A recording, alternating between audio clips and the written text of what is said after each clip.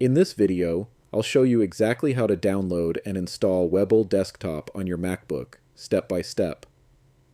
Webull is a popular trading platform that lets you trade stocks, ETFs, and options.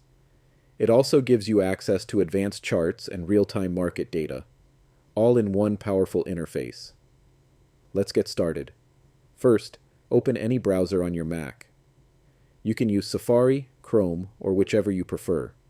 In the search bar, type webull.com and press enter to go to the official website. Once the page loads, look at the top menu and hover over Trading and Investing. From the drop-down menu, click on Desktop App. This will take you to the download page. I'll also leave a direct link in the description for quick access. Now click on Download for Mac. The installer file will start downloading to your computer. Once the download is complete, open your Downloads folder and double-click on the Webull file. A new window will appear. Simply drag the Webull icon into your Applications folder. This installs the app on your Mac. After that, you can close the window and move the installer file to the trash to keep things organized.